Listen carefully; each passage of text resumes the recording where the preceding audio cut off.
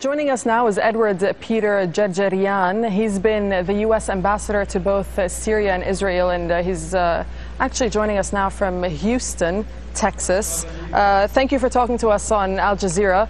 We just heard the leader there, Muammar Gaddafi, giving a short statement, basically saying that he's still in Tripoli. So what do you make of him appearing on Libyan state TV just to make that short statement?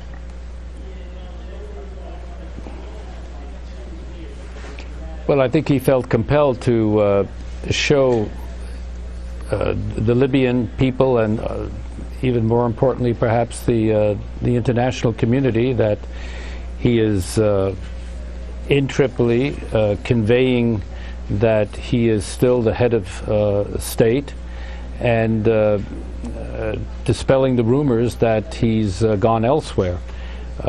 This serves his purposes to show that he's still in charge, despite the fact that he delegated the most important statement that's been made on the events to his son, Saif al-Islam. Ambassador Djerejian, talk us through the thinking of the U.S. government at this point. We only heard from Secretary of State Hillary Clinton. That was around a couple of hours ago.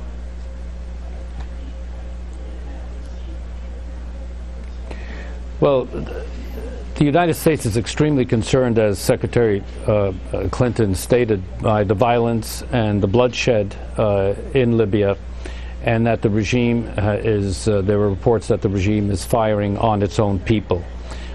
This is considered to be intolerable, and a strong statement was made that it has to stop. And the other important part of her short statement was that the Libyan people have the right, the universal rights of freedom of speech and freedom of association, and they expect the Libyan government to respect those universal rights. The third aspect of her statement, which I think is important and in line with your reporting now on the United Nations Security Council, is that the United States is reaching out urgently to the international community and its allies and to the UN to coordinate an international response to the crisis in Libya. You know, this is a bit different than the situation in both Tunisia and Egypt for the United States. Has this come a little too late, though, Ambassador? Ambassador, if I can ask you, has this come a little too late? I mean, Monday evening in Libya, we saw the violence escalate right around the country, the military using Air Force and military helicopters on protesters. Why didn't we hear a statement before from the United States?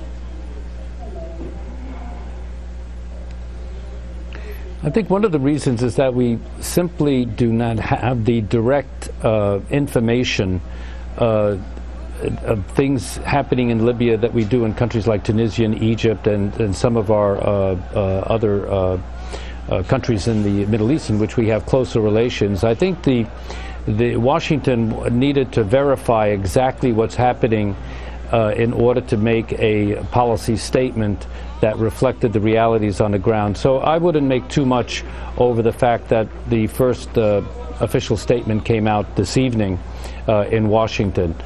But what I wanted to say also, which is important, is that we, the United States government, simply do not have the contacts, the relationships with Libyan government officials and the Libyan military that we did certainly in Egypt.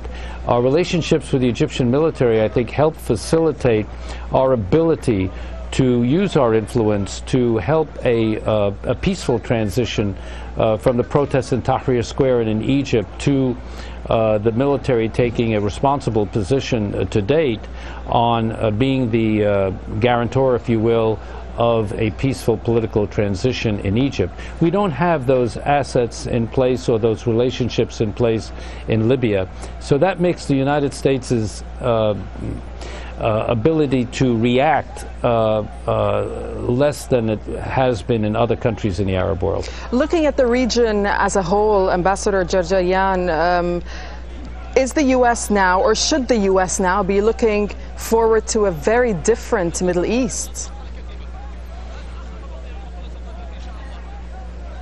Oh, absolutely. What started in Tunisia and then spread rapidly than I think anyone could anticipate or predict to Egypt it has been, in my view, a tectonic shift in the political landscape of the Middle East. The Middle East simply is not going to be the same. It's going to be different country by country. One must not overgeneralize but this is a tectonic shift in the whole Middle East. All right, Ambassador Edward Djerejian, thank you very much for your thoughts and talking to us there on Al Jazeera.